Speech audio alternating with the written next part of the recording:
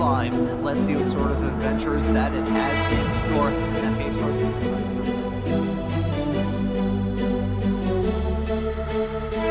way through the corner.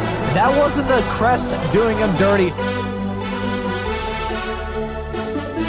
There right off the beginning is something you probably want to monopolize on right away, honestly, in a rain race.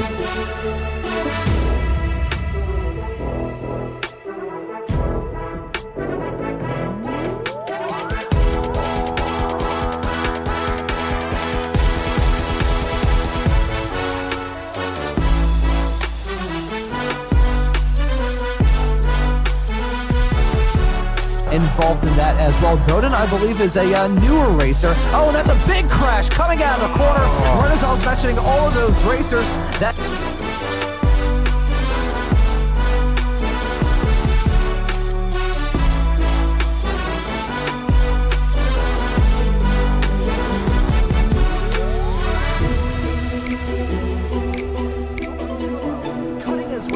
we saw him have that off-track moment not terribly long ago, and he has come back from a... And oh my god, that's a big wreck coming out of turn number 4. Multiple cars around. A little bit of contact going to Chris Montgomery as well. I saw that car kind of jerk around a little bit through that corner, but you can see Montgomery maybe got to size up a move on Colacio, as Colacio may try and get a move on him.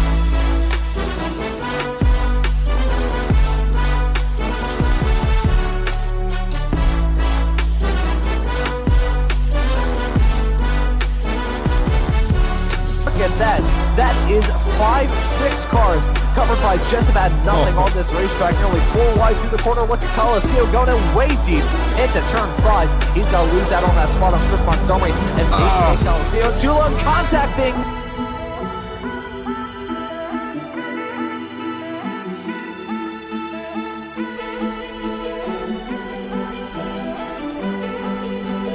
Weekly Formula V Weekend Warriors crash him up wreckfest at the checkered flag.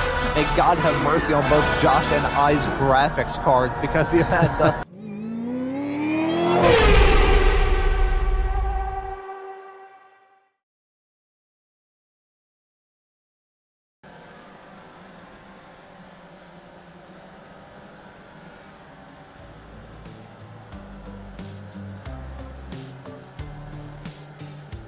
Well, hello and good afternoon, everybody. Welcome back to Slow Motion Broadcasting, and welcome back to the Formula V Weekend Warriors. This is round number 8 of this season, coming to you today from the Oschersleben ring, which I don't think is the name of the track. My name is Ron Maunz. Alongside me in the commentary booth is Joshua Wilkie, and he's also our producer for today's broadcast. I think that's a pretty good name for this track. It is really, really tough. It's like those ring toss games that you have at the carnival. Super tough to try and nail down, and there are lots of circular corners around this racetrack, Josh. The Oschersleben, it's a tough track, this, and in these Formula Vs, these momentum-based cars where slipstreaming is the name of the game, probably going to be a tough race for these drivers. What do you think? Yeah, this is another one of these fairly technical courses, Ron. It's not the easiest course to learn right away, for sure. Fairly new to the service as well. As you can see, we have our nice brand new graphically fidelity blades of grass here, as we can see, as we see Colacio kind of making his way through here, as well as Felix Simoes. But yeah, I think this one's going to be a little bit more difficult than some other ones out there. It's another track where you really do need to learn the line out there. You got to get out and put the time in, and there is a couple draft areas here and stuff too, but like you said, there's some very long, very round corners around here, and it's going to provide some pretty interesting battles, I think. Yeah, it is going to be a real intriguing race off the back of a very tight and technical track in the form of Laguna Seca 1 week ago. This track going to continue on that trend that we found ourselves in over the past couple of weeks here in the Weekend Warriors Formula V series. Been a very good season up to this point. I've had a lot of different storylines to talk about all throughout it, and a pretty good season schedule that we have for the final few races. Of course, Oschersleben here today, Road Atlanta on the full layout, that's going to be a slipstream fest. Sonoma on the Shortened NASCAR Cup layout, that's going to be a good one. The same could probably be said about Lime Rock on the classic configuration of that track. That race is always a barn burner. I have a feeling that this season is going to be no different. And then Oran Park on the Grand Prix layout to bring this season to a close. And funnily enough, we saw the Sim Racers Group F4 series, which you can catch here on Slow Motion Broadcasting, run there this past Wednesday. And that race was a little bit affected by rain. Probably won't see that here in this season, but nonetheless, Oran Park, that's going to be a fun one. Yeah, Oran Park's always a pretty good run for sure. Not an easy track again. We've definitely got a pretty difficult set of tracks and stuff this year. A little different than usual. I think maybe next season there's a lot less UK tracks going on, but this season we got a bunch of UK tracks and a bunch of very difficult, pretty technical courses out there as well. And Oran Park's definitely one of those. Same with this one here. Really difficult little complex. We're seeing Chris Montgomery go through here. There's a few like that around here. Into T1. Bit of a mind bender as well. It takes a little while to kind of figure that one out. Pretty flat through the chicanes here, I think. Really fun section right there that he's just ripping through right now. Pretty good passing opportunity here as well out onto this back straight, but maybe one of the only ones that you're going to get. There is a fairly decent front straight to get a kind of haul down as well and pass into T1, but that T1 area I have a feeling, Ron, is going to be a bit of a point of contention today.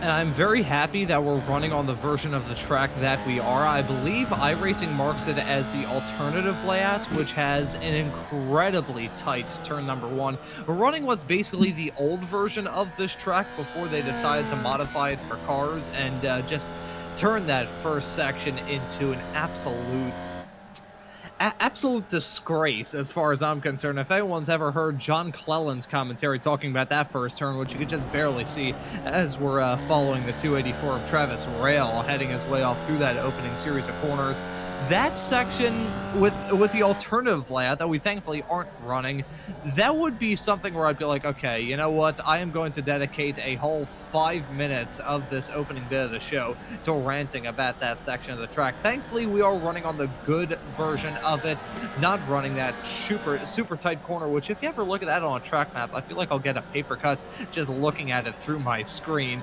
This track, though, has a lot of sweeping corners, lots of medium speed bends as well, which can be a blessing and a curse in a Formula V car. The slow corners are probably the section where you have the most amount of mistakes that can pile up in these somewhat tricky to manage race cars, but those medium speed corners are also the ones where these drivers are going to be hauling the mail, heading off through there as best as they possibly can just to keep the momentum rolling, which, considering the draft's super vital in these race cars. Yeah, absolutely. The draft momentum, as we know, super momentum-based car, and this is going to be a place, like you said, those medium speed corners are some of the harder places maybe to keep that momentum going, especially if you're happen to be in a pack of cars and there's two of them on your left or your right side, which, I'm sure we're going to see around here a bunch too, is a lot of side-by-side driving through some of those. Again, something you kind of want to stay away from, I believe, at this track if you want to kind of stay with the lead pack, but as we know, it's pretty easy to get caught up in battles like that. I'm expecting to see, corners like this where somebody just thinks they can get around the outside of you, and it's really just going to make the whole kind of procession a little bit slower, but we'll see kind of cooler heads prevail and we can get some kind of pack driving going on and some speed out of it. But I have a feeling we're going to have a lot of side-by-side and stuff into a few of these corners, and we know that's just not too fast. Yeah, not sure if we're going to see a lot of drivers working together in this race that we have coming up. But hey, it's going to be a good one. We had a pretty good race here a couple of seasons ago for the Formula V Weekend Warriors. Didn't visit it last season. I think it was the season before that in season 4 of 2024 here on the iRacing platform. I remember that being a good one. I distinctly remember a small little area on the back straightaway where the drivers were having their usual Weekend Warriors Formula V Wreck 'em Up Crash Fest to burn it down, so to speak, at the end of that race. So I have a feeling we'll see that yet again. That or some of the drivers in the series have come up with some absolutely insane jumps running around here. I would not rule that out in the slightest, but I think as we're still in the midst of this 1 hour long practice session, may do a bit of a lap guide potentially with one of these drivers out there on the racetrack, kind of give a good perspective as to how these drivers are going to be tackling this racetrack. And let's do it with the driver we've right on board with and followed in the past. It is James Matthew Sheldon, heading his way down into turn number 1, this original section of the racetrack called Hotel. That's turn number 1 into turn number 2. Have to hold the mail, lick the stamp, and send it, aiming for an apex that he really cannot see through the barriers. Then coming out of the corner, want to try and keep the momentum rolling into turn number 3. This corner has a bit of banking, which can help you out, but if you hop the berm a little bit, you're going to be in for a world of trouble. That curve can be super tough in some race cars. You can see it's just basically a pyramid coming out of there, super tough to try and nail down. This is the triple section. 3 turns at all. That's turn 4. Here's turn 5, and we're about to see turn 6. Turn 6 may be one of the toughest ones. Have to lick the stamp and send it down into turn number 7. A corner which I'm not very good at geometry. I'd say probably is about 200 degrees. Very long bend to try and nail down. This is the 8 and 9 chicane, rather inconsequential. It just gets you screwed up enough whereby the preceding corner, that turn of turn number 10, gonna be tough. And it's oh so important to get a good run out of that corner onto this back straightaway, entering into turn number 11 and 12. This stretched out chicane, it's a chicane that approached the event horizon of a black hole. It's so stretched out, but it's a good overtaking opportunity for these racers as well. Coming out of there, Joshuah trying to use as much of that exit curve as he possibly can, down into turn 13 of Bauer curve. Don't want to make sure that you're taking no liberties with the curbs. Heading around here is definitely the name of the game, as we saw coming out of turn 13 and see again coming out of Zeppelin curve of turn number 14. That right there is a lap of Motorsports Arena Oschersleben, or what was it that I said? The Oschersleben ring earlier on. And I mean, technically speaking, it is somewhat accurate in a way. Most racetracks, I mean, you got the Nürburgring, the Saxon ring. I guess the Oschersleben ring would maybe fit potentially something. Yeah, no, I'm just trying to give myself an excuse. You know, it sounds a little blunt at the end. It's just Oschersleben. You're right. They should put something at the end of it. It sounds a little bit less clunky or something with a ring on the end. But that was a pretty solid lap from James Sheldon there. Definitely, an interesting track. I've raced around here a couple times in the SRF and I believe the FF as well, and it races pretty well. This place, genuinely races pretty good. It should be a decent race today, but definitely offers up some pretty interesting challenges. And I keep mentioning it, but that T1 complex it's a pretty unique complex. Let's say it's not an easy spot. It's a really easy spot to kind of accordion up and have an incident or kind of trip over yourself into, and it is one spot that you definitely want to practice over and over again as well to make sure that you just get it right. As I could just see a random Formula V car hiding in one of the Kit-Kats and the barriers hanging down that start finish straight away. That is the end of this 1 hour long practice session. At the end of it all, it is going to be Chris Montgomery, the fastest car. That is a very good time from him. Let's see if he'll keep that pace heading into this qualifying session. 15 minutes long. It's a solo session. These drivers will not have the advantage of any form of draft. So it is just pure pace and pure pace alone that will set the grid for this race that we have coming up. I gotta say one thing as well, a rather small turnout here at Oschersleben. It's a track that is now officially part of base content, was a bit of paid content some seasons ago here on iRacing, but I believe it was season 3 or season 4 of 2024 where they switched this over to be a part of base content here in the sim. It's a pretty fun track. The first ever time I got a chance to run around here was actually in Project Cars 2, which is probably not the most representative considering that game stole their crash sounds from like dishes in a sink crashing into each other, but hey, it's still pretty good. It's the same racetrack, albeit you don't have the same tire models and all that stuff. On every single time I feel like I mention tire models on the air, it'll start some sort of crap storm in the comments section. So I will refrain and say we're about to get this qualifying session underway. Josh, what do you think these drivers need to keep in mind the most to get the most amount of performance out of their race cars? Yeah, I think we touched on it a little bit in the beginning there, and it's going to be about momentum around here, like it usually is in this car in most places. But when you have these long sort of radius corners and these medium speed corners, it's even more important. You just really have to make sure you get your entry and your exit speed right. You can't really play around with either one of them. And there's a few sections on this track, as we mentioned, that are pretty unique. Another thing I'd like to mention as well is the pit lane entrance around here is basically like a secondary little racetrack that you sort of have to learn. It's very long. It's not hard really per se to get it right, but it is long. You can see it on the outside there of Jason Green. It's a very long pit lane entrance, and you got to get it right, and you got to get your braking right into it and everything as well. So that's another little key to the race I think I'd throw out there as well, is getting those pit stops correct. It's going to be about seconds, maybe even tenths of seconds around here. So you want to make sure you're getting everything executed correctly. Well, thankfully here on the Formula V Weekend Warrior Series, these drivers won't have to worry about pit stops too badly. If we were running in the FFs or the SRFs, that would be a big factor with that. Also, the pit exit around here, the turn coming out of it is maybe one of the sharpest turns on the entirety of the iRacing platform. I'll have to go in and try and see how tight that corner is, but I'm pretty sure, you know, I heard it was Reese Gardner, the iRacing commentator with some other networks. He has his own YouTube channel, Southpaw Racer. I'm sure many of you have probably heard of that channel over the years. Yep, good channel. I grew up watching some of those videos. Very good guy. Got an opportunity to commentate with him a couple of months ago at this point. And I used to watch those videos, and he did one of the super serious track guides running around here. And he compared this track as a racing driver's trip returning to their karting days. And with some of the turns around here and that pit exit as well, kind of does feel like a kart track in a very odd way, but nonetheless, in these cars that are basically glorified go-karts with a bit less power than a shifter kart and a bit less gears than a shifter kart as well, we're looking to have some fun in this qualifying session. Boy, this qualifying session, I turned into Mike Tyson there for a second. We've got Jason Green about to complete his first lap here. Let's see how these drivers are going to do on their first lap times on the board. It's a tough track. This 2.3 miles long. And let's see who's going to keep that pace that they showed in practice and who's maybe going to struggle. Up at the front already is Samuel Parent, Ethan Orr, Jason Green, Chris Montgomery, Dan Szynski saying some good lap times as well. Again, these drivers have 4 laps to try and get the job done in this solo session. So not a lot of harm or foul if you trip it up or have a bit slower of a time on your first lap, but it's good to have a good banker in there.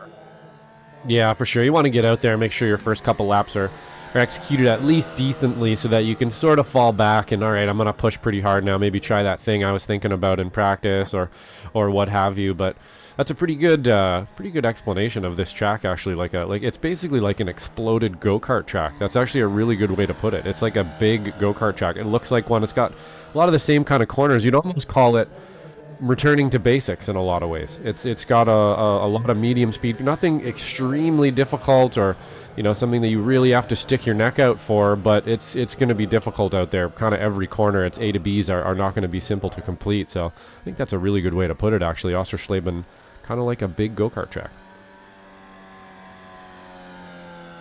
And one thing that I do want to raise, talking about racetracks like this, you can't have a spa every single week. You need to have a track like this where there's not too many flashy corners. It's not like you're driving on a mountainside. You just need a track that is the basics. You need a track that has those medium speed corners, has those straightaways, has those braking zones. Nothing that blows your socks off. Just, you know, it's like you have to have some tonic with the schedule, and that's exactly what this track is, and it fills that role rather nicely here in the sim.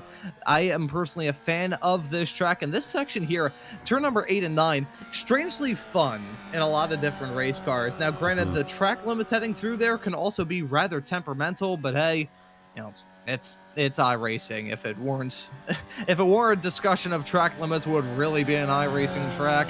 That may ignite another crap storm in the comment section, so I will swiftly and abruptly move on before we get into the track limits discussion. Speaking of track limits, actually, that's Marzuki having a sideways snap heading through 11 and 12. That's not going to help him out at all in this session. Let's ride on board with the number 19. One of our colleagues here at Slow Motion Broadcasting, who works the cameras on the other Weekend Warrior shows here, and kept it at the barrier. Credit where credit's due.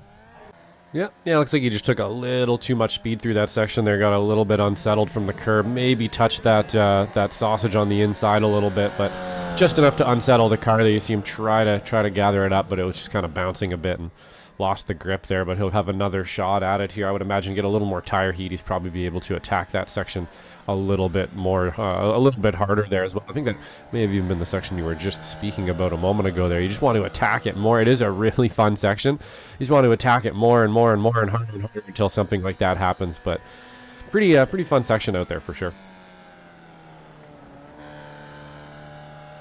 And as it stands presently in this qualifying session, coming up to the halfway mark, it is Felix Samoa as your provisional pole sitter, saying a 1:43.167. Nate Coliseo set to join him on the front row at the present moment. Pretty close between those two drivers in P1 and P2 at the present moment. Parviner Ladar is your top qualified Spec 2 racer presently, slotted in P6 as Jason Green and Ethan Orr both jump in front of him in the span of the past couple of moments. And Alan DeGassis, who's been rather impressive up to this point in the season, is your current Masters provisional pole sitter. So that's how it looks at the present moment. There's Alan in the 927 car. He's had a pretty good run up to this point in the season, Josh, it must be said. He's on 3 straight poles in the Masters category, grabbed the pole at VIR, Lebanon, and Laguna Seca, so he's been rather quick in quali. And in terms of the races, he's off the back of 3 wins straight as well. So DeGassis is really turning up the whip this season.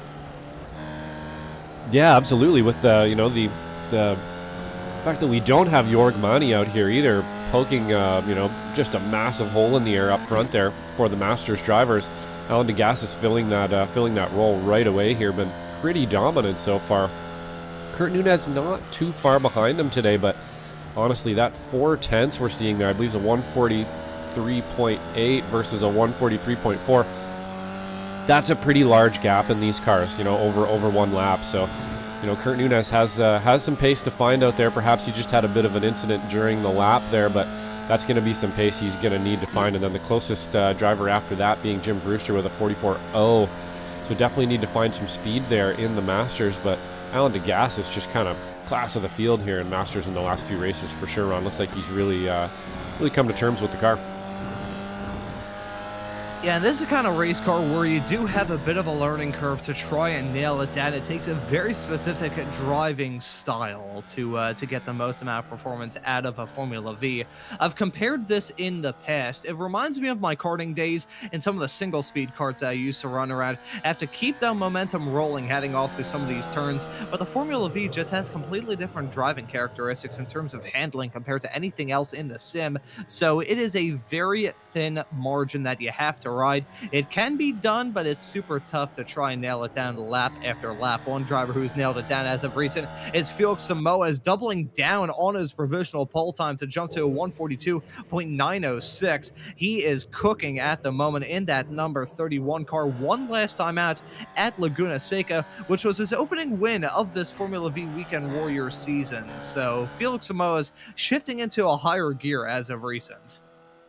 Yeah, definitely. He's come to terms with the car. We know him from the SRFs, and I believe he's even in the FF every once in a while, but definitely from the SRFs, where he nearly dominates almost every race there. He's always right up front racing with the top few guys there. So definitely come to terms with the FF for sure, and looks like he's up at the pointy end of the field this time. Jason Green kind of sitting back in 5th here. So our top 5 there, I'm looking, it's going to be a pretty dicey top 5 there, I think, Ron. We've got a bunch of fast drivers right near the top, and I have a feeling it's going to get a little bit crazy up there. It's gonna get tense. That is an absolute definite. I mean, we are getting into crunch time in this season as well. We are officially into the second half, and after this, only going to have 4 more races left to go from this season of the Formula V Weekend Warriors, and it's been a good one up to this point. I've seen a lot of different drivers come and go. One driver who we don't have here is actually going to be Tortalla, who's put on a very valiant charge over the past couple of weeks to even be involved in the championship discussion, but I think him skipping out is probably going to take him out of that championship discussion, even if he was in it in the first place after skipping out the first 4 rounds of the season. But with about 4 minutes left to go in this qualifying session, and really no one out there on track. Should we note Samuel Parent improved up to P2 in this qualifying session, so well done to him. Nate Coliseo still out there on the circuit, not tracking good in the first sector of the lap, and I believe this is his final lap, so it doesn't look like we're going to see a big improvement from him. So I think we'll hold off a little bit. Coliseo, yet again, those yellow sectors not going to help him out in that number 8 machine. The Chiquita Banana car clearly slipping around in this qualifying session, at least on this lap. Had some pretty good grip in the earlier stages to jump his way up into, at the time, was a front row spot. Currently slotted P3 still, and coming onto that start finish straight away for the last time. Coming to the line for Colosseo, it is not going to be an improvement. It's going to be a little bit far short of that as well. He crosses the line, and it is not a very good lap time from him, a 143.427. Still pretty all right in the grand scheme of things, but a bit slower than his times before. So I think with this qualifying session pretty much running down, I think we may take a look at those championship point standings coming into this 8th round of the championship. Have already seen some drivers prove themselves to be very, very quick, and the driver who's been the creme de la creme in the Spec 1 category is Jason Green. He's been involved in championship battles with Tortolo over the past 2 seasons, but Tolo gone for this season. It looked like it was a shoe-in for him to win it all. Currently has a 52-point gap to himself and Nate Colosseo. He's been in situations like this before, though, so I don't think the driver of the 160 car is counting his chickens before they hatch. Colosseo, as I said a few moments ago, slotted in P2. Felix Samoa's putting on a rather hard charge as of recent, is currently slotted 3rd in the Spec 1 point standings, with Ethan Orr and Guido Marzuki rounding out your top 5 in that class. Gonna take a quick look over at Spec 2, where things have stretched out a little bit at the front. Michelle Lynn, upon returning to the Spec 2 category after winning back-to-back championships and having 1 season off in Spec 1, she's back in Spec 2 and is proving that she is the top in the 215 car. Top of the points, 427 points on the board. Chris Scriven well farther back in P2. Jason Grider, Travis Rail, and Parvinder Ladar running at the top 5 in Spec 2. I will take a brief look over at the Masters category, where it has been pretty up and down there. Jim Brewster is holding on to the championship lead. Kurt Nunez slotted in P2. Alan DeGassis, despite the run that he's been on as of recent, is in 4th, behind Nick Tullo in the 981 car in P3, with Wayne Buttermore rounding out your top 5 presently in the Masters class. DeGassis proving that as much as you may have some pace in a series like this, Josh, and you can attest to this being a competitor in the Formula Fords and the Spec Racer Fords, super important to be consistent as well as quick. Yeah, absolutely. It's a long season, 12 rounds, and you do have 3 drop rounds, but and we all have busy lives and stuff, and a lot of time those just go to the wayside without you really, not crashing out or something like that. It ends up being a race that you couldn't make, or maybe a track you don't own, or what have you. So you want to make sure you're out there performing every race, and there have been seasons where we've had winners that didn't even win a race. So it is one of those things. The consistency is definitely key out there. You need to make sure you're in that top 3, top 5 every week. Yeah, and around a track like this with such a small field, it is going to be important to get a good result out of this race. Make some inroads on your other championship rivals who may not be present for this race, and just see what you can do here at Oschersleben. I talked about it a little bit earlier on. This track, 2.3 miles long, 14 turns in all, and it's just a track that is super, super easy to make a mistake on. We talked about a little bit earlier on, Josh, about how this track isn't the one that blows your socks off. It's not like, oh my God, this track is really one of a kind. This track, though, it can create a bit of complacency in these drivers, which can breed some mistakes. But I think before we talk about what we may see in this race coming up, let's take a look at the starting grid. It's going to be Felix Samoa's on the pole, Samuel Parent slotted in P2, Nate Colosseo, Ethan Orr, Jason Green, Guido Marzuki rounding at your first 3 rows. And we go on to P7, which was Parvinder Ladar, your Spec 2 pole sitter, slotted in 7th. Chris Montgomery will start in P8. Alan DeGassis grabs another Masters pole, starting from 9th, with Dan Szynski, the Spec 2 racer, rounding out our top 10. Yeah, and then in second in the Masters class, we have Kurt Nunez in 11th place. Jim Brewster right behind him in 12th, Series Admin. In 13th place, we have Michelle Lynn, other Series Admin, right behind Jim Brewster. Behind that, we have Brian Hansen in 14th, Travis Rail in 15th, Raphael Lippi in 16th, James Sheldon in P17. In P18, we have Russell Telker. In P19, we have Frederick Dumal. In P20, we have Jason Grider. And I believe that is the end of our field today, Ron. Yeah, so 20 cars, a little bit on the smaller end here in the world of the Formula V Weekend Warriors, but nonetheless, It's going to be a good one, and should be noted that Rafael Lippi, the Brazilian that we saw a little bit farther down in the back of the pack, this, unless I'm very much mistaken, is his debut in the Formula V Weekend Warriors. Always nice to see some new drivers come into the series, get some new blood, and let's see how the Brazilian rookie will do in his debut race here in the FVWW Series. But at the front of the field, Samuel Parent in the 4 car is going to join Felix Samoes on that front row.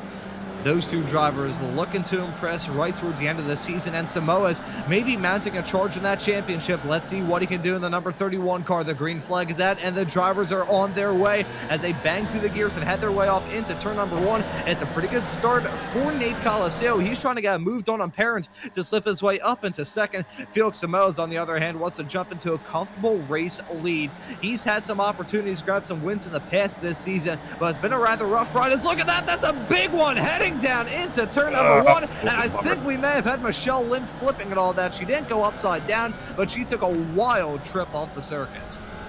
Yeah, that looked like it was kicked off by, I believe that was Brian Hansen there. Came in a little bit hot into T1, sort of hop, skipped, and jumped into a car there and kicked that whole thing off, unfortunately, to Gassis. And looks like Michelle Lynn getting the short end of that one, as we see Coliseo making a super nice move on the inside there on.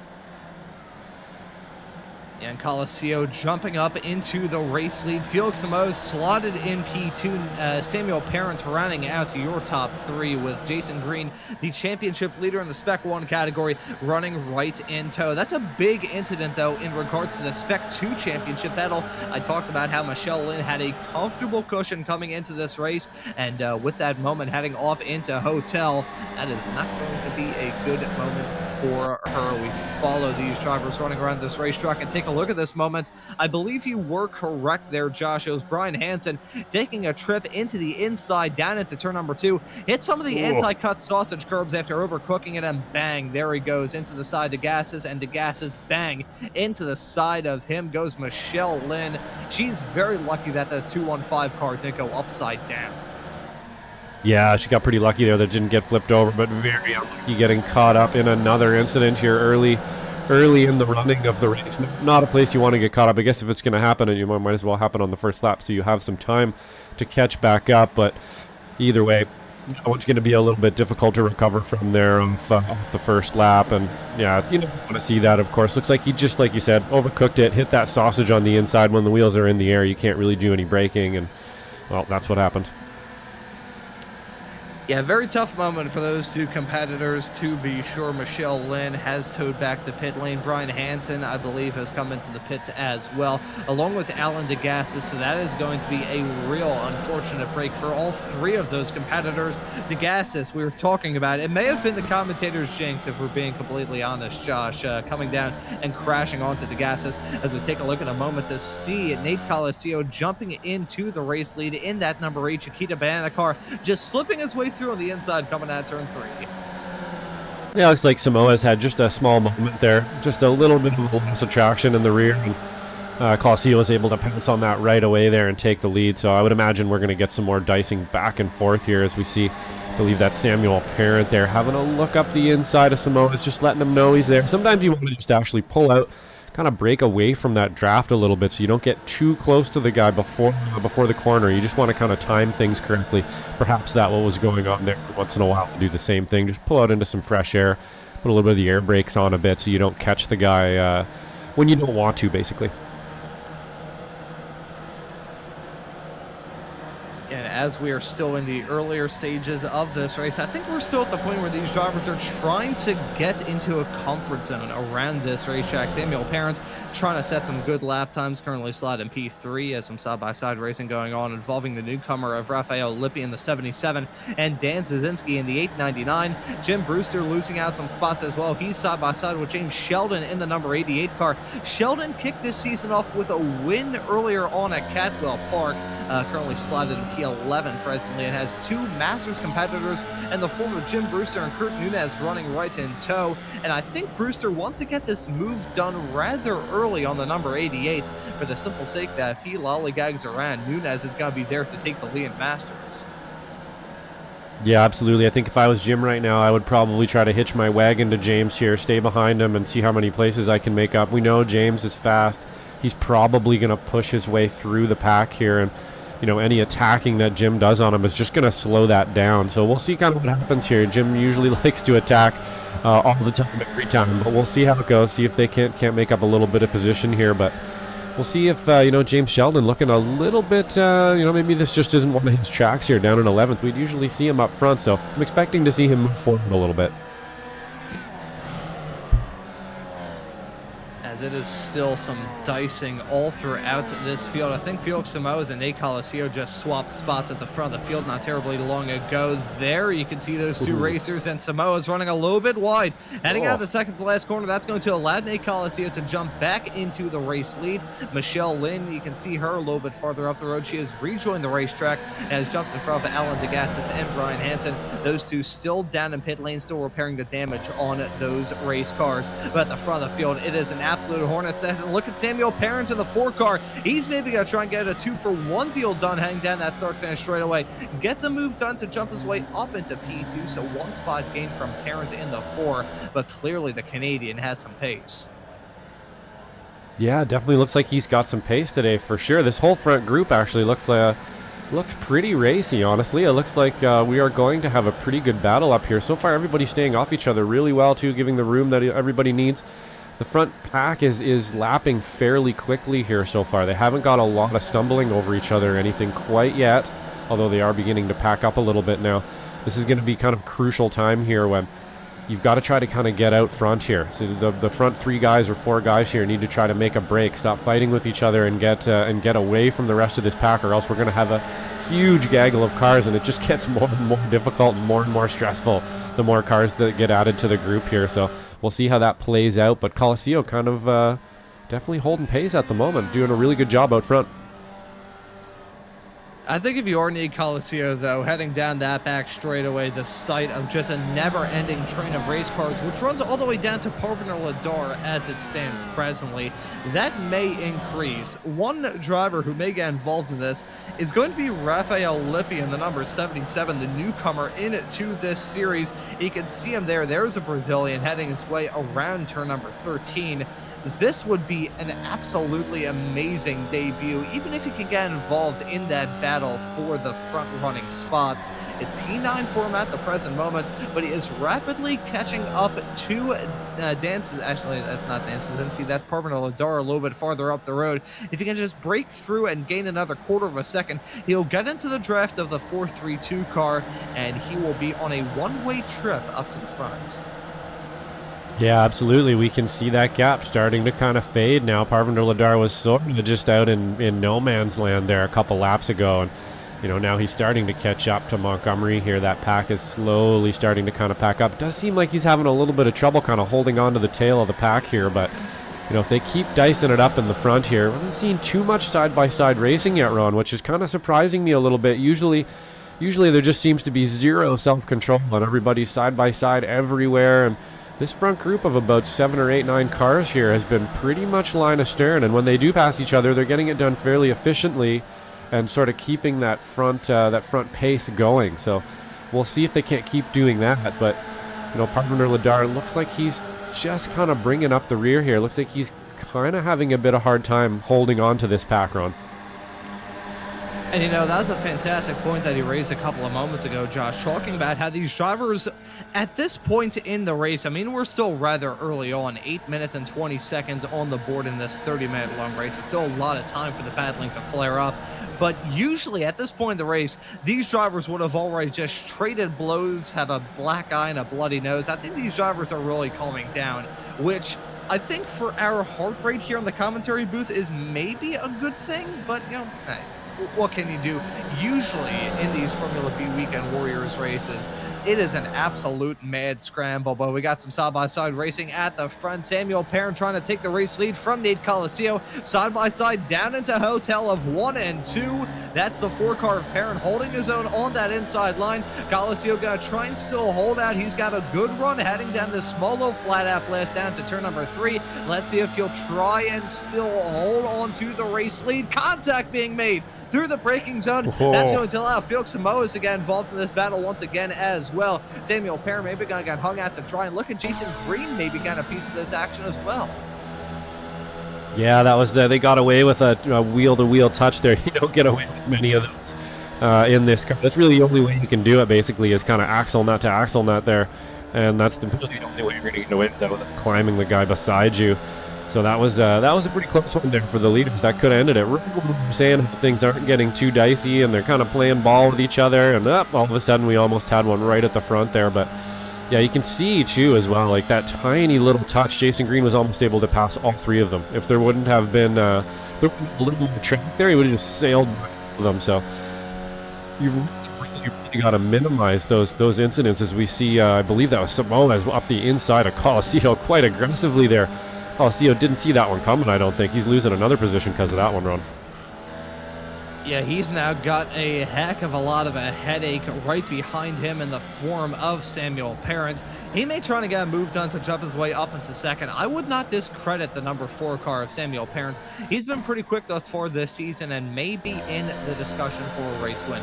Let's take a look at it here for Felix Samoas, heading down that back straightaway down into turn number 11 and 12. Just laid on the brakes, gets that move done. You can see not really a super heavy braking zone. You're not going all the way down to first heading off through there, but it's heavy enough where you can get a move done, as that Parvino Lador spinning off the track in wild fashion. That's going to take him out of that battle, as Raphael Lippi has actually gotten involved in that in the 77. He set the fast lap of the race a couple of laps ago.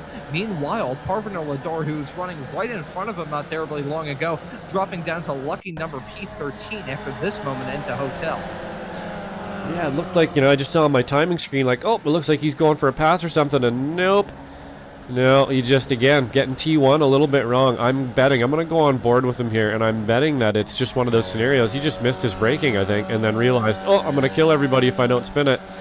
He's coming in real hot here. Nah, just a little bit of unsettled. I think maybe he touched something on entry there, actually, Ron. That's kind of what it looked like. Yeah, one thing to raise talking about that section of the racetrack, I mentioned how this isn't really a circuit with a lot of elevation change. You can really see it. I mean, it's got some uppities here and there, but unless you're running on a bicycle, it's not really going to affect you too much. Heading off through turn number 1 and 2, though, through the hotel section, you've got a bit of, like, bowling on the racetrack, so to speak. I'm not talking about where you throw that ball towards some wooden pins and try and knock them all down. You've got a bit of camber kind of helping you out. You hit that ball, it helps you turn through the corner, and then you bounce out of it, and then you have to try and get it rolled up, hang down into turn number 4. When that grip catches up to you, it'll either feel like you're about to spin out, which I think is probably what happened to Parvin Lodor. You're going to be feeling like $1 million. It's like heading off through some of the carousels at the Nordschleife. As you can see, that's Nate Coliseo licking the stamp and sending it again to the race lead. Yeah, that was quite the pass there. It looked like he did a full-on 4-wheel power slide to make that one happen. Let's see if we can't get on board with him here and see exactly how that happened. But yeah, he's going to come in. This is a pretty late move in a V here for this corner to keep the momentum up, and yeah, he just wrapped that inside curb there, was able to get it wound up. So real good move there from Coliseo to get that one so aggressively in there, get her wound up without skidding or losing any momentum really, and he's still out front. Hey, still working pretty good for these drivers. It is a massive pack of race cars, 8 cars strong. You've got Nate Coliseo, Felix Samoa, Samuel Parent, Jason Green, Ethan Orr, Guido Marzucchi, Chris Montgomery, and Raphael Lippi.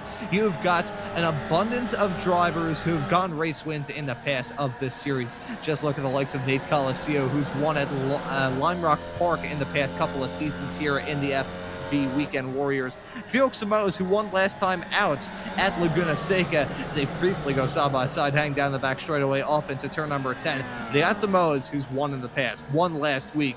Nate Coliseo, who's won in the past. Samuel Parent, though, he hasn't gotten a victory thus far, I believe, in his time in this series. Certainly shown the pace, though, in the number 4 car to contend for a race win. And this is probably the strongest performance we've seen from the Canadian thus far in his time in the series. So this may be Samuel Perrin's day. Of the drivers in the top 8, there's only 2 who haven't grabbed a win overall in one of these races. And that's Perrin and Raphael Lippi. Would be a fantastic debut for Lippi to get the move done. As speaking of getting a move done, Calacio jumping into the race lead. Would be a fantastic debut for Lippi to win. But I have a feeling we may need to keep our eyes on the 4. Yeah, I think you might be right there. I'm watching kind of just the way that Samuel's sort of telegraphing his movements out there, and he's looking. He's out there searching for a line. He's looking for that gap. It almost looked before like he was going to pull out and actually try to go for a pass on the 2 of them there for a moment. So, that can kind of help or hinder you, right? You don't want to get too froggy this early in the race here. It's not super early, obviously. We're almost at halfway, but not quite yet. You want to hold this position. You want to make sure.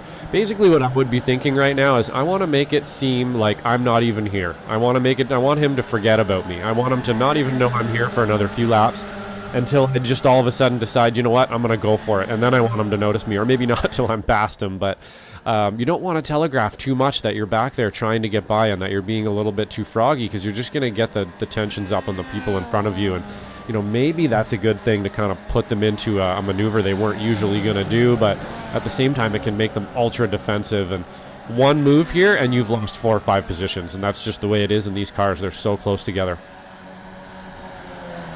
And that's a brilliant point that you raised, Josh. If you go for a move and it doesn't work out, you're going to be feeling the burn. So these drivers, they're playing this game of leapfrog at a tick over 100 miles an hour heading around most of this racetrack.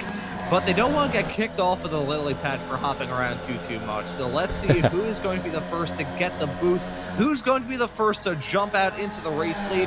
And hey, we may end up seeing a pretty big pileup that may break up this battle entirely, as that's Felix Simoes jumping into the race lead. And a bit of a gap forming, it must be said, between Guido Marzuki and Chris Montgomery. You can see it's starting to break up a teeny tiny bit potentially between those two. I wonder if Raphael Lippi in the number 77 car will be eyeing up a move on the 33 of Montgomery. He certainly has some pace. Maybe he's just taking it easy at this point. That, or he had some sort of moment heading off to the final sector that cost him a bit of time. He's still quick, though. I mean, he was a fastest driver in practice for a very good reason. He's won in the past in these Formula V Weekend Warriors races. The last time he grabbed an overall win, though, I believe was all the way back at the end of Season 3 of 2024 here for the FV Weekend Warriors here on Slow Motion Broadcasting. Won in a nose-to-nose finish with himself and the champion of Spec 1 that season, Jesus Rodriguez. The 2 cars crashed coming to the line, ramped up on top of each other after having a head-on collision, and Chris Montgomery got the nose out at the end of all of that. So it's been a while since Montgomery has grabbed a win in this series. Hey, if there's any track to try and get it done, it's probably going to be here. Yeah, it did look like, for a little while there, he's actually kind of struggling to stay with the pack. It looks like, I don't know if that's probably, if I had to guess, it's because he's making a little mistake here and there on the lap. And it looks maybe now like he's kind of figured that lap out, or that mistake that he was making earlier on there that was keeping him and Parvinder kind of back in the pack there. It looks like perhaps he's figured that out now, and he's actually kind of staying with the pace of the pack, not gapping every lap now. So he's got a chance out here, like we were saying before. All it takes is one little mistake up front here, and everything can change. Everybody in this pack is in contention for a win, or at least a podium today. And all you got to do really is just try to keep it clean. We're just past halfway now. Keep it as clean as you can, and be there when the opportunity presents itself is generally it. We have a good friend here at, we're almost going 3 wide there. It looked like it was going to be 3 wide for a moment. We have a friend here, another commentator and series admin of the AMS, American Muscle Series, who likes to say, I believe it's that there's no such thing as luck. It's when preparation meets opportunity. And that's sort of exactly what you want to be doing out there. I may have to steal that comment. I actually know he probably has that copyright claim, so I may have to may have to consult Randall. I think the U.S. Marine Corps has that copyrighted. Yep, that's right. Actually, if anyone didn't get an opportunity to tune into the Racing Line podcast this past Tuesday over on the Ray Esports YouTube channel, should probably take a look at that. Randall and I used to commentate the Sunday Weekend Warriors for about a half a season. A very good guy, runs circles around me really when it comes to being a commentator, but that's just my opinion. I feel like I feel like my dad may have to say, no, you're good. I'm like, I usually just speak in tongues and start yodeling on the air. So hopefully all of you tuning into this broadcast and enjoy my Tai Chi and fart jokes here whenever I do some of these Formula V Weekend Warriors. Right, I said that right as we saw some porta potties on the inside heading off to the final corner of Zeppelin. Turned 14 around this racetrack, and it was a good exit from Felix Samoas, which is going to give him a shot to try and grab the race lead. Side by side, hang down that start-finish straightaway off into a hotel, and that's Samoas jumping into the race lead. The game of leapfrog very much continuing between these drivers as we continue to follow it, riding on board with Samuel Parent in the 4-car. There's one more driver that we haven't really talked about, which I think is a bit of a disservice to him. Jason Green, the 160 car. He is always there, and he always prevails in some way, shape, or form.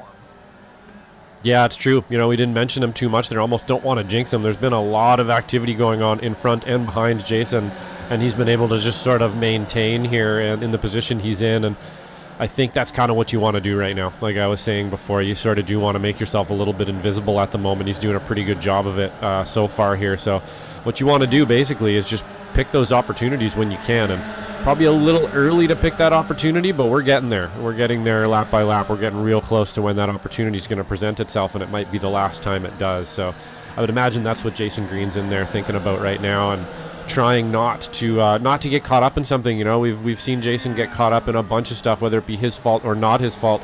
Sort of doesn't matter. Getting caught up in it, you know, at this late in the season, you want to make sure you're getting those points every round, and that's what he needs to be thinking about right there. Even if he stays where he is, it's better than ending up upside down because you were too aggressive. You know, we haven't seen a flipper in this race. I think we may have just summoned it, though, so I will apologize in advance to anyone who is going to be flipping their way through the grass and the gravel traps around this racetrack in about 9 minutes time, I would probably say. Nate Coliseo and Felix Samoas back again side by side. It's a 2x2 pack down into turn number 1 and 2. Samuel Parent looking to get some moves done in the 4-car as well, as Jason Green's looking to get a move done on him. It's a yin and yang. It's a yo-yo effect between these two drivers, as that's Ethan Orr running a little bit wide coming out of turn 2 as well. Jason Green, the 160 car, he's the driver who is always the most patient. He has the patience of a saint in some of these races. Sometimes has a bit more patience than he really needs to have in this situation. He's running in P4. He's in the midst of an absolute hornet's nest, and he's still probably just there, like, answering his emails, thinking, okay, I can take Nate Coliseo if he gets a bad exit coming out of one of these quarters. Could probably get moved on, and Samuel Parent heading off through turn number 1 and 2. He is definitely strategizing in that 160 car. Multitasking is a very good thing if you are a racing driver, and I'm not just talking about thinking of what you want to do for dinner if you're in a dominant race lead. Yeah, Bill, you need to be in there definitely thinking about what's going on in front and behind you right now for sure. Wee hours of the race here. We're almost done. Almost there. Looks like we're slowly catching up to some lap traffic here. It is Michelle Lynn, though. We know when we do catch there, she'll make sure she gets right out of the way here for everybody, I'm sure. But, you know, that's sometimes a little... Sounds easy, but it's not actually easy, especially when there's a massive pack of cars like this. You got to kind of make it happen in the right place. Even when you're trying your very best to kind of shrink yourself and get out of the way, it can actually cause worse problems sometimes. It's better to just kind of stand there and let everybody get around you. But it looks like Coliseo is going to take another dive here. Watching Samuel Parent, and it looks like he's beginning to start to get attacked here by Jason Green. He's going to have to start making some moves, and I think he's feeling it too, Ron. Yeah, the pressure's building in this pack. There's no doubt about it. The top 8 have been rather stagnant in this race. They've been getting some moves done on each other, at least when it comes to the top 3. From Jason Green all the way back through to the likes of Ethan Orr, Guido Morzuki, Chris Montgomery, and Raphael Lippi, they haven't really been battling tooth and nail. They've just been patiently waiting in their spots, probably waiting for some drama to go on a little bit farther in front of them, and just be there to pick up the pieces in case some drama breaks out. One thing to raise talking about the lap car of Michelle Lynn. Michelle Lynn, a driver who I've had the opportunity to drive with in some of the Formula V Weekend Warrior draft parties that these drivers organize the Friday nights right before these races here on Saturday. She is a very, very quick driver. I mean, she's one of the series admins. It stands to reason that she's quick. she's been in front of these drivers pretty much ever since she came out of the pits on about lap 3. So she is just running there all the time, and these drivers aren't really making too many inroads in terms of lapping her. So really just speaks volumes about how quick of a driver Michelle Lynn is. Some battling going on yet again involving Samoa's Coliseo and Parent. He blinked in and out of existence very briefly there, so to anyone tuning into this broadcast on slow motion broadcasting, if you saw him dropping down the running order and being marked as out, that is not correct. That is a red herring. That is just his Aeronet deciding that he should not finish in P2. Instead, he should finish in pit lane, screaming out his cable company. Yeah, that's too bad. Definitely, yeah, the internet problems are probably one of the more annoying things about any sort of online gaming or sim racing of any kind, as we're getting pretty dicey here up at the front. We're starting to lose positions now. Jason Green slipping back a little bit.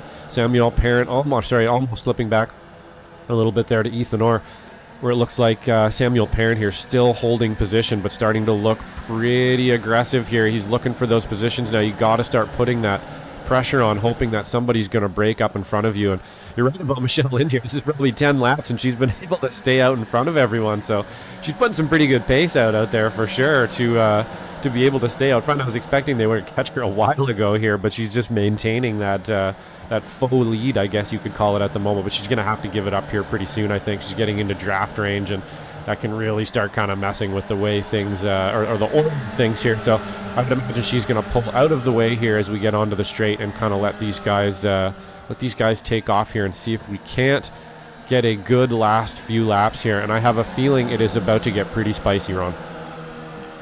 Getting into crunch time here at Oschersleben. This is going to be a fun end to this race. 4.5 minutes on the clock. Nate Coliseo is your overall race leader. He's yet to grab a win thus far this season. Felix Samoa's won his first race of the season last time out at Laguna Seca. Samuel Perrin yet to win in his time in this series, and Jason Green looking to grab another win to try and help his case out in that Spec 1 championship battle. It's going to be intense all the way through to the fall of the checkered flag. And just to touch on some of the other classes, your current Spec 2 leader is Dan Szynski, as a little bit farther behind them, actually a little bit farther in front, my apologies, Jim Brewster is still holding off the challenge from Kurt Nunez for the race lead in Masters. So that's how it looks at the present moment here, with only a couple of laps left to go here from the Formula V Weekend Warriors. Round number 8 at Oschersleben here on Slow Motion Broadcasting. We've got the action, and we nearly had some 3-wide racing hang down into turn number 3. This is really starting to get racy.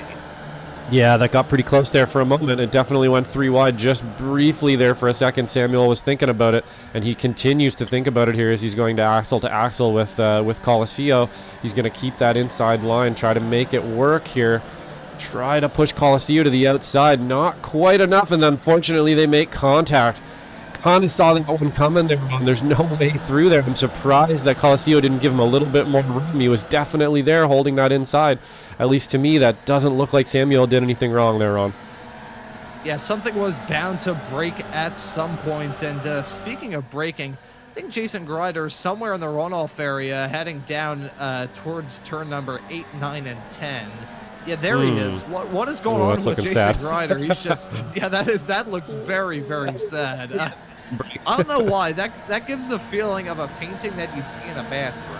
Yeah, it definitely looks sad. It looks like he's bummed out up against the wall there or something, like he's leaning on it, like he's tired or something. It's not looking good. He got a tired race car up against the wall there, but unfortunately we just lost Coliseo. I'm going to go wind that back a little bit and just see if we can't take a look from the top. But to me it looked like Samuel Parent's alongside, he's alongside,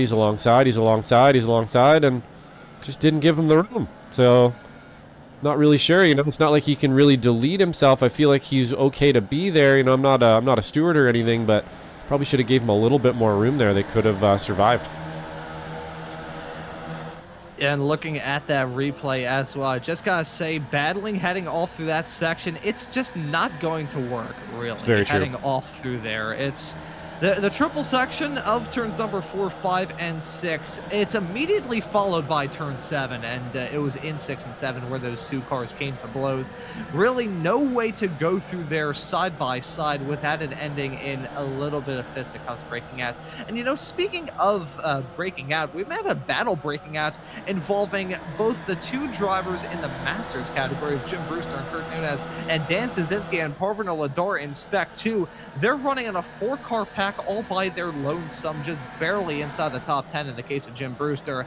So we may end up having to talk about some other class battles. It's still close all throughout this field. You can see that sad-looking car of Jason Grider on the outside.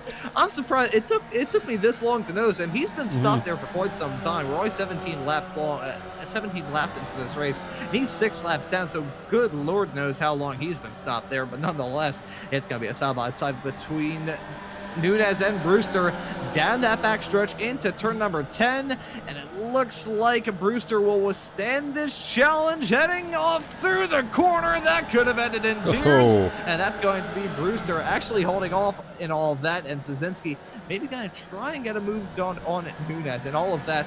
Felix Samoa, Samuel Parent, Jason Green, Ethan Orr, all those drivers have taken the white flag. Only one more lap of racing action here at Oschersleben, and it looks like it's going to be Samoa's leading it their way off into hotel for the last time.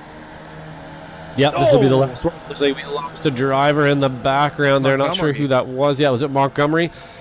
So unfortunately, last lap shenanigans there for Montgomery. He's going to lose out on a chance here at a podium potentially, but Ethan Orr up the inside of Jason Green here. Felix Samoa's leading out front. Samuel Parent able to get that move done here and put himself up into second place. Coliseo, just you can see him in the background there. Unfortunately, not part of this either, but Ethan Orr making some moves here right now, Ron. Yeah, Ethan Orr putting on a very hard charge right towards the end of this race. But from P3, will he be able to get a move done on Felix Samoa to jump his way up into the race lead? He's probably going to hope that these two drivers come to blows heading down into turn number 11 and 12 for the last time here in a couple of seconds' time. There's the run. Samoa's cutting to that inside, trying to break that draft with himself and Parent, but Parent in the 4-car chasing it, contact being made, and they come to blows. That's Samoa spinning off. Ethan Orr gonna jump into the race lead if he can get this move done around the outside through turn number 11. He gets it done. The 22 car jumping up into the race lead, but it's not over yet. Parent looking to get it back around the outside. More contact being made. He hopped into the wall. That's not going to work out for Parent. He goes for a one-way trip into the gravel. Guido Marzuki got to jump up to P2 as Raphael Lippi in his series debut got maybe pick up a podium, but Ethan Orr in a dramatic series of events is going to win this race. He started that last lap, not really involved in that front pack fight, and he jumps up to the race lead in a crushing series of events. Jim Brewster going to hold on to the lead in the Masters category. He finishes in P9. Chris Montgomery dropping down like a rock after that moment down into hotel as Parvin Lador gets a lead in Spec 2 from Dan Szynski to win it there. Ethan Orr, though, grabbing the checkered flag. I'm not going to say I'm Nostradamus, but I think I may have called that. Yeah, that was quite the series of events at the end there, wasn't it, Ron? That's, not what you want to see necessarily, but we'll have to kind of wind some of that back and see exactly what happened. It looked to me, like I've said before, one of the rules somebody told me very beginning, when I started driving and stuff, is never hit something you can see. If it's in front of you and you can see it, it's your fault if you hit it. And to me, that sort of looked like Samuel Parent drove right into the back of Felix Samoa's there on a straightaway, but we'll have to go have a quick look at it. Perhaps there was some brakes involved there, not exactly sure, but nonetheless, what an end to a pretty tame race right up until the end there, and then they just decided to throw it into the wind and go for it. Oh my word. We've had some dramatic finishes in the past here in the Formula V Weekend Warriors. That went about as well as it could have for Ethan Orr, and it went about as poorly as it could have gone for Samuel Parent and Felix Samoa's. Felix Samoa's, after all of that, now he wasn't very happy with how things went for him in the Spec Racer Ford race this past weekend at the Red Bull Ring. He is going to be fuming because really that was I'm not sure whether that was a red miss from Samuel Parent. He just misjudged it that badly, or whether it was just over-aggressive racing. And he had a similar moment to it heading down into the second last corner a couple of moments later. You can see that's just trying to chase that draft for far too long. If you follow a horse for long enough in the day, you're eventually going to get a horse's fart right up your nostrils, and that's exactly what happened there involving Samuel Parent and Felix Samoas. He really should have pulled out to try and get that move done, and you can see cutting down to the inside with Ethan Orr right there. That's going to send Parent straight off the track. He hopped up about 5 feet in the air probably on that front right tire. So that was a big moment. And look at all this for Rafael Lippi. Credit where credit is due to the Brazilian in the number 76 car. In his series debut, he ends up finishing in third. Granted, Jason Green got slowed up quite badly with that moment going on right in front of him for Samuel Parent. But my God, well done to Rafael Lippi, grabbing a podium in his series debut. And this was not very well done for Samuel Parent. Yeah, unfortunate. I think maybe after the contact that he made there, you get a little frazzled, right? And you're like, oh man, what did I just do? Was that my fault? Wasn't it my fault? And you sort of he's kind of mid-track, just sort of floating there, almost like he was target fixed on something, and ends up just bumping into Ethan Orr, who was definitely all lit up and ready to play there, and was able to take it out today. So, wow, one ending to a fairly clean race right up until that point, and then all of a sudden, just all came to a head, Ron. And as a professional commentator, this is probably a bit disqualifying, but the Formula V Weekend Warriors series is just about the only series I commentate on iRacing that can leave me speechless at the end of some of these races. That, or I've been doing these broadcasts for long enough that everything that can be said has been said from me. But nonetheless, credit where credit is due to Ethan Orr. It was a dramatic way for him to grab his first win of this season, but hey, if there's any way to do it, it's going to be like that as we see these drivers taking a one-way trip into that outside tire barrier at the end of that start-finish straightaway.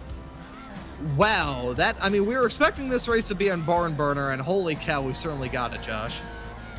Yeah, what a great race. Honestly, yeah, good track. This place always races pretty well. I've had quite a bit of fun racing around here. I think our friend there at you were mentioning in the run up to the show got it right. This is basically like a big go-kart track. A lot of basics out there to practice, and sometimes the hardest thing to do is get back to basics and learn all that stuff again and just practice it all.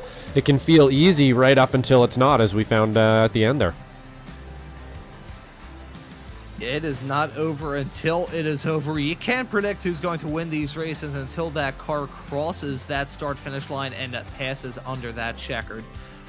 Wowzers, wowzers, wowzers. What a race here at Oschersleben. And if that doesn't give you a reason to subscribe and hit that notification bell, I really don't know what will.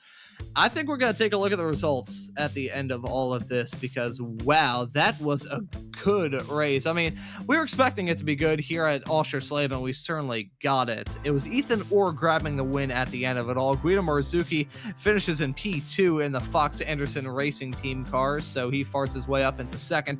Rafael Lippi going to round out your podium in third. We have Jason Green finishing in fourth. Samuel Parent in P5. Nate Colacio finishes in sixth. Felix Samoas finishes in a rather frustrating P7. It's Jim Brewster in 8th, Chris Montgomery in 9th, Kurt Nunez finishes in 10th, and it's followed with Parvin Ladar, Dan Szynski, Travis Rail. James Sheldon crossed that start-finish line well farther up the road. He actually finished this race in P8. However, I saw him crossing that start-finish line down in the pit, so I think he came in to serve a penalty. So that's part of the reason why he is the last car classified, picking up a penalty issued out by iRacing. Tough break for him in the 88. Michelle Lynn, who had a big piece of that drama, as we saw in that slow motion replay as we were going through the results, ends up in P15, 2 laps down. Frederick Dumont ran into some difficulties, as did Russ Telker. Alan DeGastis finishes in P19. Brian Hansen is classed in 20th after that incident heading down into turn number 1. With Jason Grider, he never DNF'd from this race. Instead, he was just stopped on the outside of turn number 8, 9, and 10. in one of the saddest spectacles I've seen in my entire time doing iRacing broadcasting, which stretches back to about 2 years and 2 months up to this point. So well done to Jason Ryder in the 552 car for blowing my socks off in that regard. But in all of that, Josh, we do have some race winners to have a chat with, and I will let you have first dibs and ask who you want to have a chat with. Yeah, I don't think I've ever spoken to Parvinder Ladar. Let's get Parvinder in here, winner from Spec 2.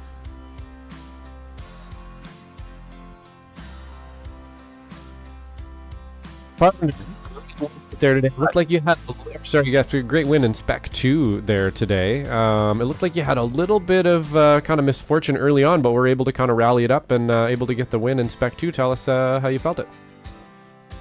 Yeah, it's a pretty tiring race for me because I saw Rafael coming hot and fast behind me, but he was like slowing down a little bit, and then he went up again, so kind of throw off my concentration at 4 a.m. in the morning.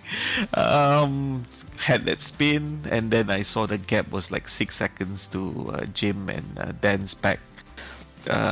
Just hunker down and try to catch them, and I was fortunate enough to gain some time due to them in fighting among themselves. Yeah, that's what it looked like for sure. You were able to kind of put some pace in and catch back up to the pack, and then a little bit of incidents there at the end, and you're able to grab a win in S2 today. We were talking on the run up a little bit about this place, kind of fairly basic track, but sort of hard to master. Is this one of your favorite tracks out there, or maybe not so much? Is this a good track for the V's for you, or do you like maybe more technical track? It's this track looks a little bit deceiving. It is very flowy, it has a certain flow to it, but it's a really fast track and actually makes for great racing in close packs, especially because you've got the space. But it could be like today, you one mistake and your entire lap is pretty much gone. It's one of my favorites. I ran here a couple of times and I ran quite well in terms of time. But yeah, it is what it is. Yeah, we're saying in the run up there, kind of feels like a giant go-kart track, fairly basic out there, but not easy to master at all. But great win today from the S2 class there, Parvinder. Is there anybody you'd like to thank? Yes, to the sponsor, York, of course, to all the admins. It's a shame I saw Michelle drop further back, I think, due to some incident.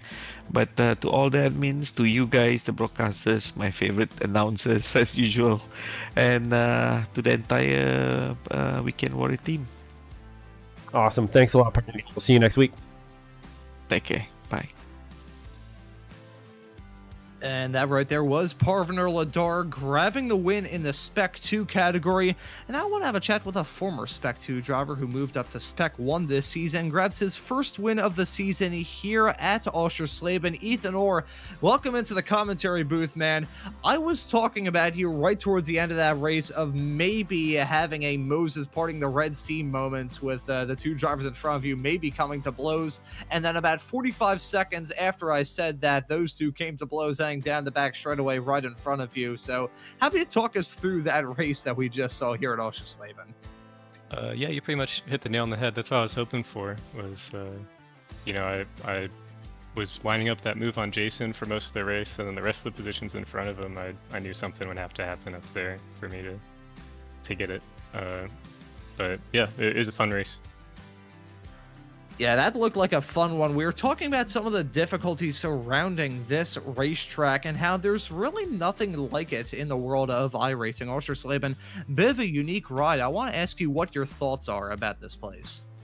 Yeah, it's a great track. There are a lot of semicircular corners, which it feels like you want to just dive in there and get on the brakes hard, but you'll lose so much time doing that. You have to be really gentle and apply the brake all the way through the corner.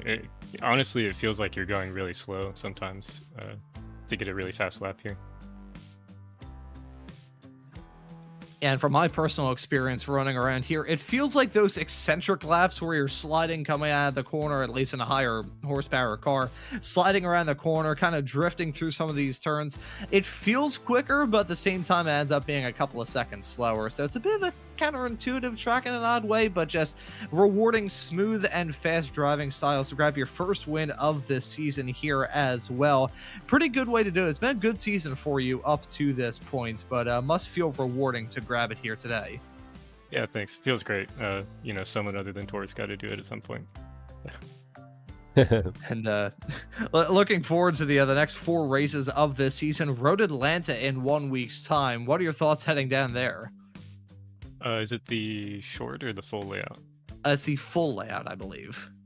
Should be fun. Yeah. I'll have to put in a lot of practice. I don't really drive there often. And I'm already getting some bad mental images into my head thinking about some 4-wide action hang down into the turn 10 chicane. I'm not sure if there's any way to practice for that, but Ethan, if you do end up getting involved in some 4-wide action, we get to have a chat with you after that race in 1 week's time. I may have to ask you what you decide to do for practice to get ready for some 4-wide racing heading off through there. But Ethan, thank you so much for joining us here in the commentary booth. Well done on the win. And before we let you go and celebrate your first win of this season, is there anybody you want to give a thanks to or shout out?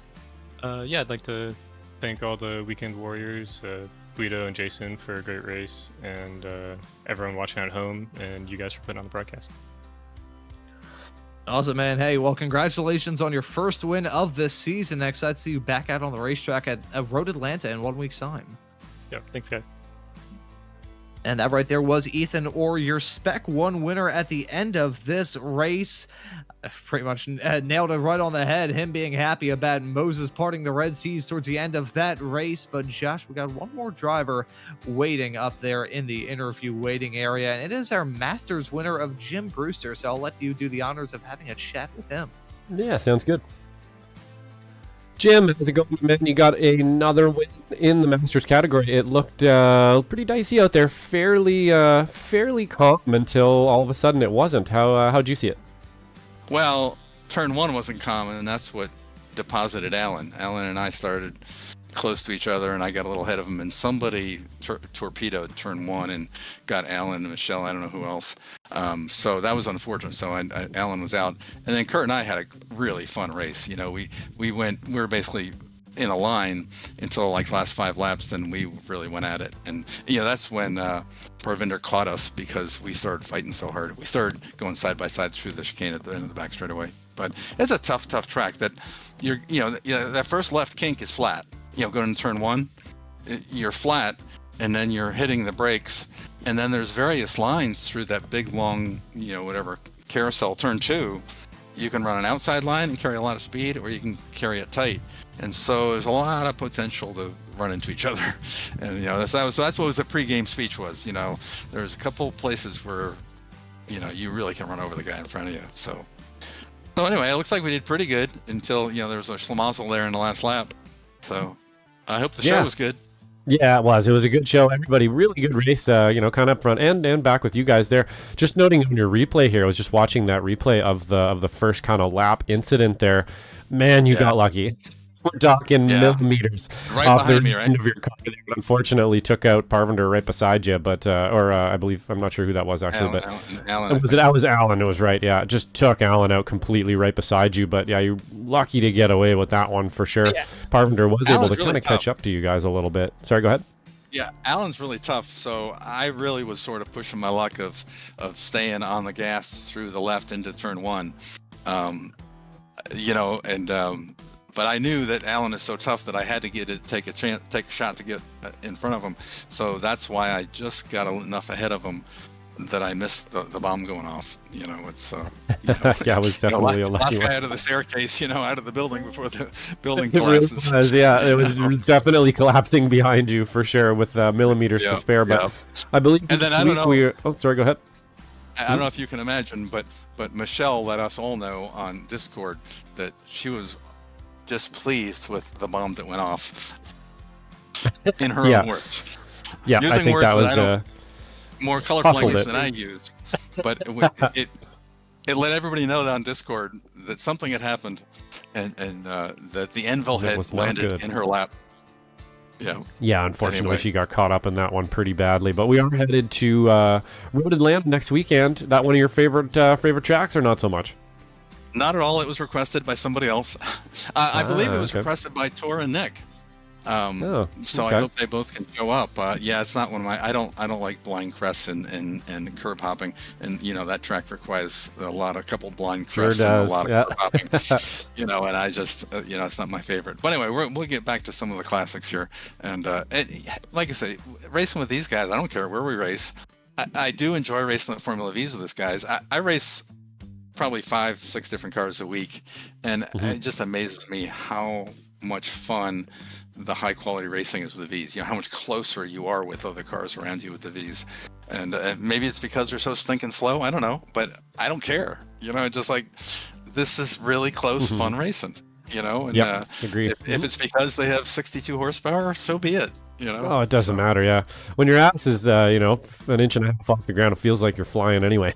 It doesn't matter. So great win out there today, though, Jim, and we'll see you around next weekend. Hopefully, we can stay out of trouble. You can find some lines there and find those blind crests that you're having trouble with, and we'll have a good race. But take care this week. We'll see you next week. You have to go find your favorite tree. Right when you come to those blind crests, you have to go find a tree that you aim at. But anyway, hi Tam. Hope everything's good in her land, and see you guys Tuesday, and then see you next week. Thanks for everything, guys. Yep, you too. Bye. And that right there was Jim Brewster, your Masters winner at the end of this race here at Oschersleben. Josh, that was a barn burner. We were expecting a bit more of a muted style of racing, but once that race kicked off, it really, really kicked off. Yeah, that's kind of the beauty of these things, isn't it? They kind of race. I mean, they do. They race really, really well. You have sort of a lull sometimes, and then it's always kind of near the end there. Everybody really starts to get pointy. But honestly, this race, the whole time, we had a pack of about 9-10 cars and a tail through the whole thing. So really good driving out there from everybody today. A few little minor incidents here and there, but really looking forward to round 9 at Road Atlanta. And that will be the way to kick off the final third of this season here from the Formula V Weekend Warriors. And hey, we've still got some action to look forward to here on Slow Motion Broadcasting between then and now, because really here at SMB, the racing action simply does not stop. You can see all the upcoming shows right about now. You can catch the Sim Racers Group F4 Series. They're going to be running at Fuji this upcoming week for round number 9 of their season. That's going to be some fun racing action. The XMS IndyCar Series, they're going to be running their third race at the Indianapolis Motor Speedway Oval. I believe the fixed setup iRacing Indy 500 top split broadcast is going on right now, so that's pretty well timing for us to be running on the big 2.5 mile long oval this upcoming Thursday at 8 p.m. Eastern time. Come time for the weekends, we've got you covered. Of course, you can catch the action from this Formula V Weekend Warrior Series at 3:20 p.m. Eastern on Saturdays. Then for Sundays, we've got the action with the Formula Fords at 1:45 and the Spec Racer Fords at 3:45.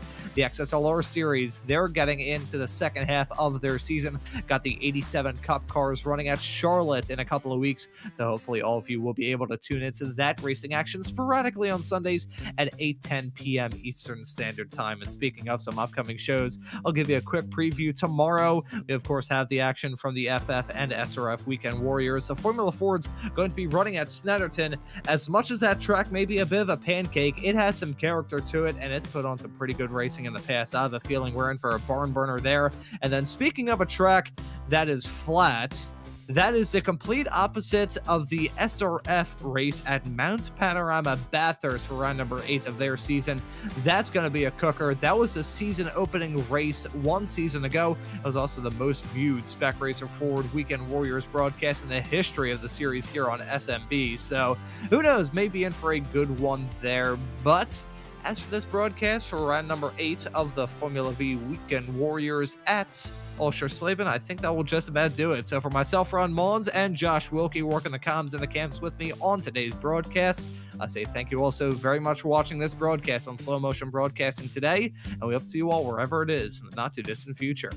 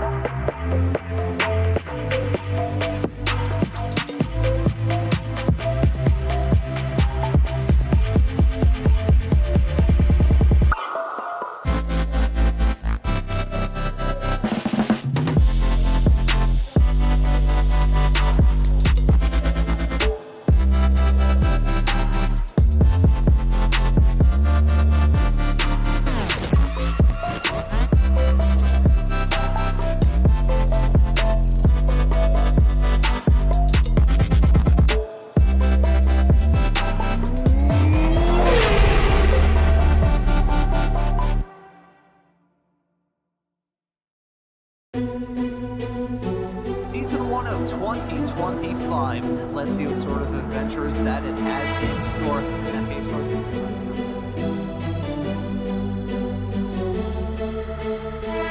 way through the corner.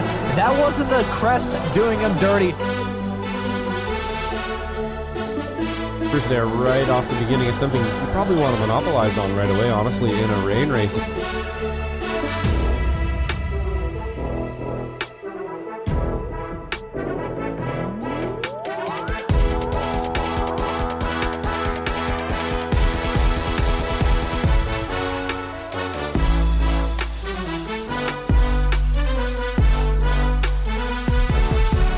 Involved in that as well. Godin, I believe, is a newer racer. Oh, that's a big crash coming out of the corner.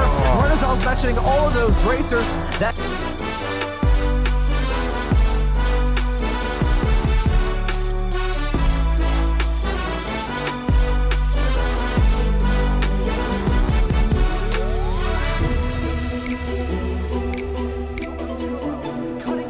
the field. We saw him have that off-track moment not terribly long ago, and he has come back from a...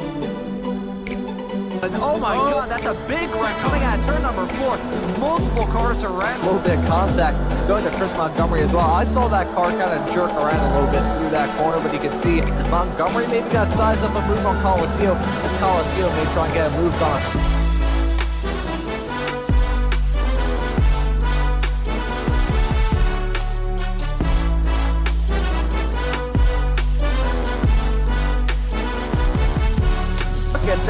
That is 5-6 cars covered by just about nothing on this racetrack. Nearly 4 wide through the corner. Look at Coliseum going in way deep into turn 5. He's going to lose out on that spot on Chris Montgomery and maybe Coliseum. Too long contact being...